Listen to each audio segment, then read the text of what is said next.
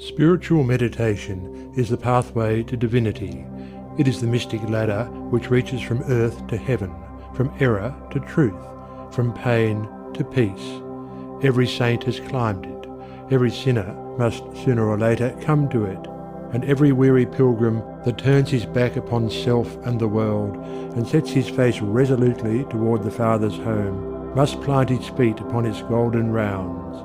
Without its aid you cannot grow into the divine state, the divine likeness, the divine peace, and the fadeless glories and unpolluting joys of truth will remain hidden from you.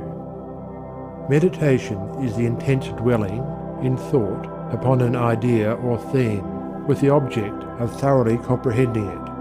And whatsoever you constantly meditate upon, you will not only come to understand, but will grow more and more into its likeness, for it will become incorporated into your very being, will become, in fact, your very self.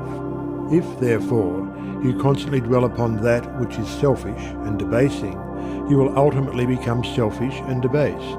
If you ceaselessly think upon that which is pure and unselfish, you will surely become pure and unselfish. Tell me what it is upon which you most frequently and intensely think, that to which, in your silent hours, your soul most naturally turns, and I will tell you to what place of pain or peace you are travelling, and whether you are growing into the likeness of the divine or the bestial. There is an unavoidable tendency to become literally the embodiment of that quality upon which one most constantly thinks. Let therefore the object of your meditation be above and not below, so that every time you revert to it in thought, you will be lifted up. Let it be pure and unmixed with any selfish element. So shall your heart become purified and drawn nearer to truth, and not defiled and dragged more hopelessly into error. Meditation, in the spiritual sense in which I am now using it, is the secret of all growth in spiritual life and knowledge. Every prophet, sage and saviour became such by the power of meditation. Buddha meditated upon the truth until he could say, "I am the truth." Jesus brooded upon the divine immanence until at last he could declare, "I and my Father are one." Meditation centred upon divine realities is the very essence and soul of prayer. It is the silent reaching of the soul toward the eternal. Mere petitionary prayer without meditation is a body without a soul, and is powerless to lift the mind and heart above sin and affliction. If you are daily praying for wisdom, for peace, for loftier purity and a fuller realization of truth, and that for which you pray is still far from you, it means that you are praying for one thing while living out in thought and act another. If you will cease from such waywardness, taking your mind off those things, the selfish clinging to which debars you from the possession of the stainless realities for which you pray, if you will no longer ask God to grant you that which you do not deserve, or to bestow upon you that love and compassion which you refuse to bestow upon others, but will commence to think and act in the spirit of truth, you will, day by day, be growing into those realities, so that ultimately you will become one with them. He who would secure any worldly advantage must be willing to work vigorously for it, and he would be foolish indeed who, waiting with folded hands, expected it to come to him for the mere asking. Do not then vainly imagine that you can obtain the heavenly possessions without making an effort. Only when you commence to work earnestly in the kingdom of truth will you be allowed to partake of the bread of life, and when you have, by patient and uncomplaining effort, earned the spiritual wages for which you ask, they will not be withheld from you. If you really seek truth, and not merely your own gratification, if you love it above all worldly pleasures and gains, more even than happiness itself, you will be willing to make the effort necessary for its achievement.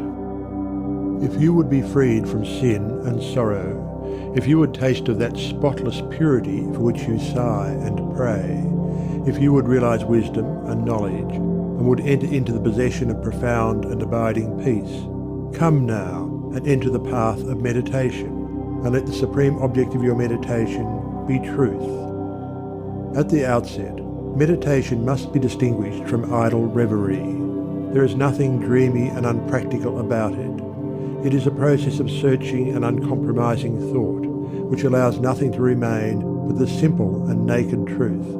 Thus meditating, you will no longer strive to build yourself up in your prejudices, but, forgetting self, you will remember only that you are seeking the truth. And so you will remove, one by one, the errors which you have built around yourself in the past, and will patiently wait for the revelation of truth, which will come when your errors have been sufficiently removed. In the silent humility of your heart, you will realize that there is an inmost centre in us all where truth abides in fullness, and around, wall upon wall, the gross flesh hems it in. This perfect, clear perception, which is truth, a baffling and perverting carnal mesh blinds it and makes all error. And to know rather consists in opening out a way whence the imprisoned splendour may escape, than in effecting entry for a light supposed to be without. Select some portion of the day in which to meditate, and keep that period sacred to your purpose. The best time is the very early morning, when the spirit of repose is upon everything. All natural conditions will then be in your favour. The passions, after the long bodily fast of the night, will be subdued. The excitements and worries of the previous day will have died away, and the mind, strong and yet restful, will be receptive to spiritual instruction.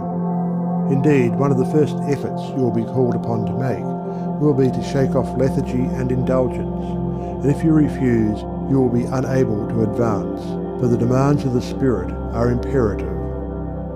To be spiritually awakened is also to be mentally and physically awakened.